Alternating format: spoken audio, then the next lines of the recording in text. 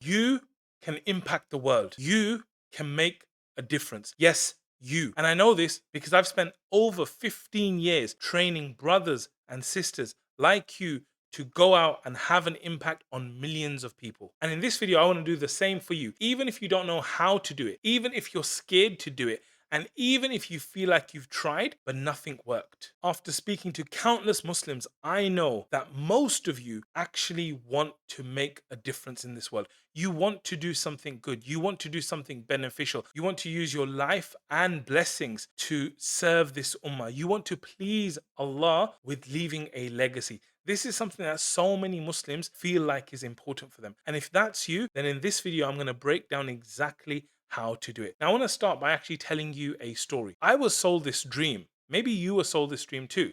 What is the dream? The dream is study hard, get a great job, and live happily ever after.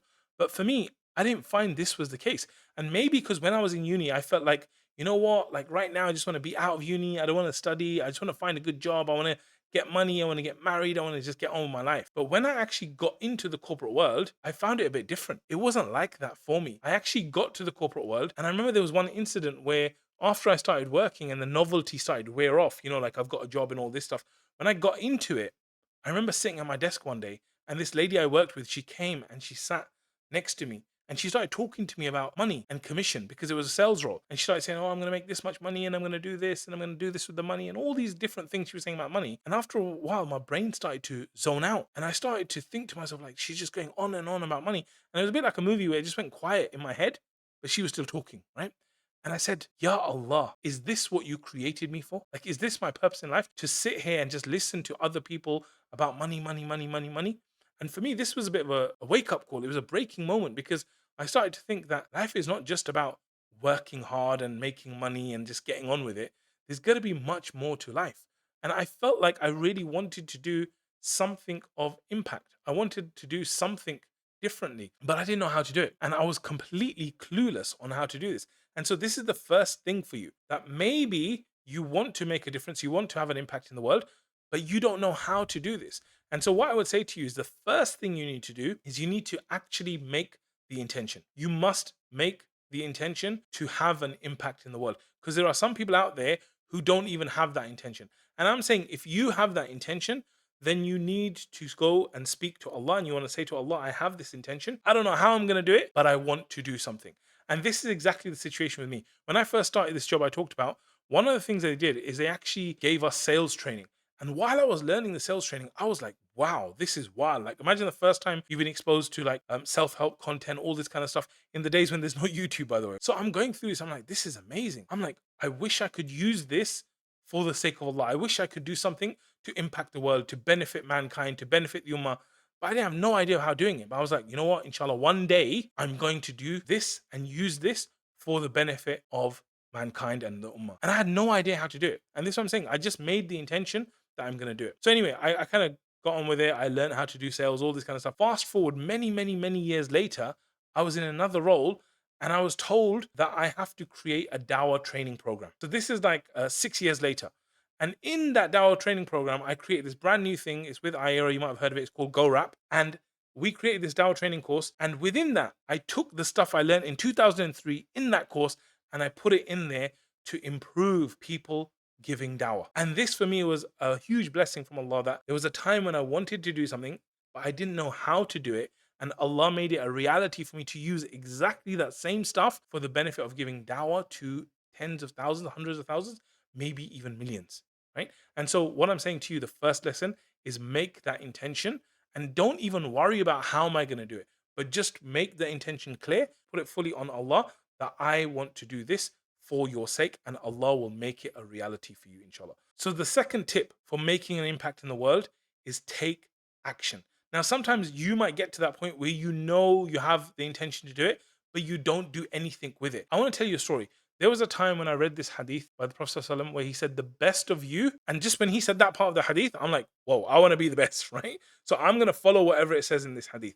It says, the best of you are those that learn the Quran and then teach it. And I read that and I was like, whoa, this is a bit of a quick fix to becoming the best of people, right? So I'm like, I should teach Quran. Like, I know Quran, I've read Quran. Maybe I should teach it to people. And I'm saying at this point, you probably would stop yourself and say, who am I to teach Quran? How can I teach Quran? My Quran's not that good. All these kind of things that came into your head. But I was like, no, I must take action because I want to try and achieve this.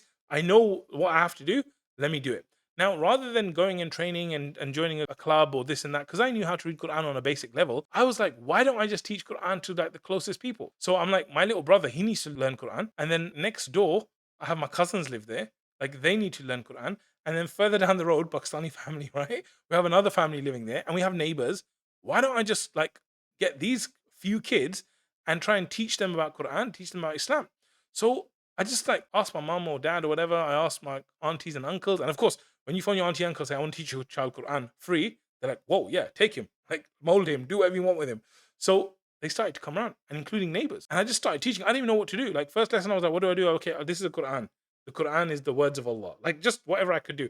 And then teaching them how to actually read Arabic. And I just went along with it. I just improvised. I just did whatever I could. But I had to start. I had to make a start. That was the beginning of my journey where I taught Quran on and off for about 12 years, alhamdulillah. But imagine if I didn't start. Imagine if I didn't take that action. Maybe I would never have taught Quran in my life. Maybe if I had just given in to the fears, the doubts, the negativity, saying, oh, you can't do it, you can't, maybe I would never have done it. And now, alhamdulillah, it's so amazing because, you know, even when I go and meet with my students, my ex-students, they're now like 20-something year olds and they're working. One's a doctor, one's a lawyer, one's this, one's that. And they're so amazing. And they always talk about how amazing the class was for them and how they learned about Islam and all these things. And it all came from me just taking that imperfect action. When you have the amazing intention to make a difference, you must couple it with taking action. And like you saw in this example, I didn't really know what to do. I didn't know how to do it, but I just said, you know what? I'm going to do something, even if it's a base level thing, but I'm going to take action. And when you take that action, Allah will help you. Allah will actually create a situation for you where something amazing happens because you had that intention and you took action. So the third tip for you to make an impact in this world is to have high standards and to challenge yourself. And this is really important because when you do something, you are going to be challenged, especially if you haven't done it before. Now, you might say, well, you know, me teaching Quran to my brother was quite a low challenge thing. And I would agree with you. Like, just doing it with people you're comfortable with is quite a low challenge thing. And I remember there was this thing where I really loved event management. And so one of my friends came to me and he said, look, we're going to be starting this new organization. It's from Canada and America, and we're bringing it to the UK. I want you to be in charge of it. And it's called Al Maghrib Institute. And at that time, we didn't know anything about Al Maghrib. And he was like, you have to do this. And I said, okay, cool. I love the event management side of it, but I'm terrified of speaking. Like, I will do all of it, but I don't want to do the speaking part. And he was like, no, bro. Like, you either do the whole role or you don't do it at all. And I was like, man, I really want to do it. I want to do the all of it except the standing in front of people and talking because I was terrified of public speaking. I was terrified of standing on a stage and speaking, all this kind of stuff. So I was like, I don't want to do it. But then there was a part of me that like, I really want to do this part. I have to challenge myself. And so I actually challenged myself and I said, right, let me do this. And I remember when I was getting close to the first event, I was getting so nervous. It was so terrible. I was feeling like physically sick, felt really, really sick physically. I was feeling really sad and worried and frustrated and anxious. And all these things came over me because I had to do this. And I remember stepping up to the stage to do it. And it was so horrible as a feeling. But Alhamdulillah, I did it. And of course, even after I did it, those feelings came back the next time I had to do it. But this was the start of my journey. And the fact that I actually challenged myself, it gave me growth.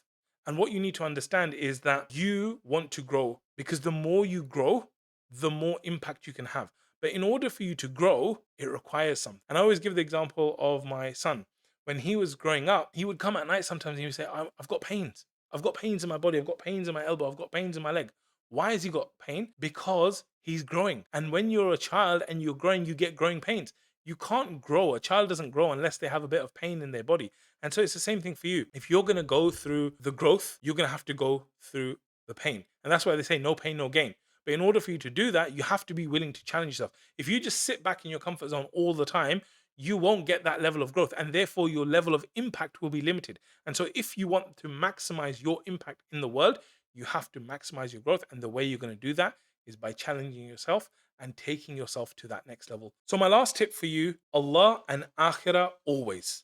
But I'm putting this at the end for a specific reason because there's something that's going to happen to you when you try and make an impact. And it's really important that you're aware of it. And to tell you about that, I want to tell you about this time when one of my friends, we got together and we said, we want to do something beneficial. We want to do something special for Ramadan. So what should we do? What we did is we said, why don't we give the prisoners, the Muslim prisoners in London prisons, like dates and water for Ramadan. So it's like a good thing. Dates and Zamzam, we got that all together, got the money together. Again, I wasn't sure how to do it, but I was like, let's just get it done, right?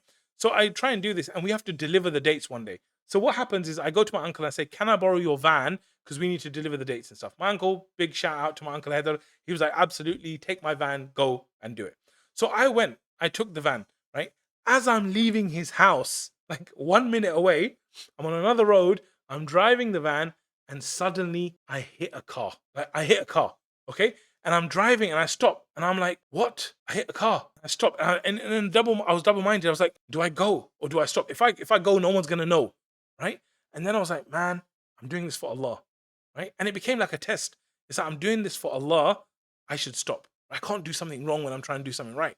So I stopped and I was like, there's no one around. What do I do? So I left a note on the car. And the note basically said, I hit your car.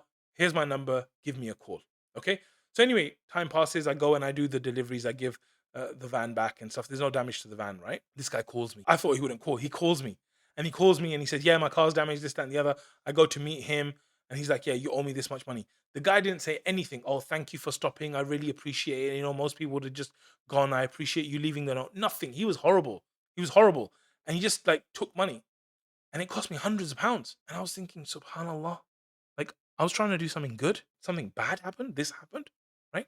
And this is the big lesson for you, is that when you actually step out and do something good, you're gonna feel tested by it. You might try and do something good, but it all messes up. And you start to wonder, like, what was the point of me doing this? Like I did this for Allah and I got hurt for it, I got in pain for it, I got this and that.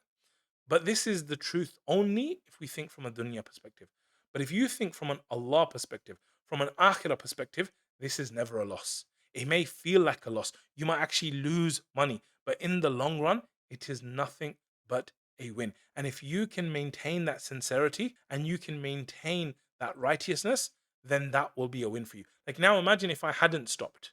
Okay? Imagine I hadn't stopped. I would be thinking that all this charity work I did, all the prisoners, all the work, did I taint it? Did I maybe not get it accepted because I did the wrong thing?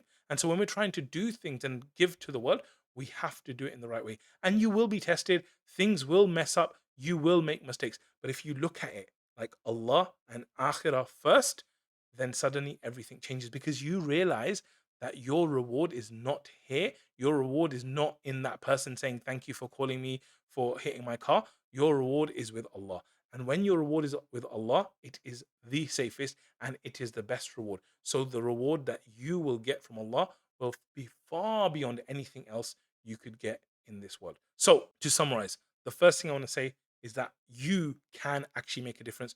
You can impact the world. But in order for you to do that, you must make sure that you have the intention, even if you don't know how to do it. You should also make sure that you take action, like I did with teaching my family Quran.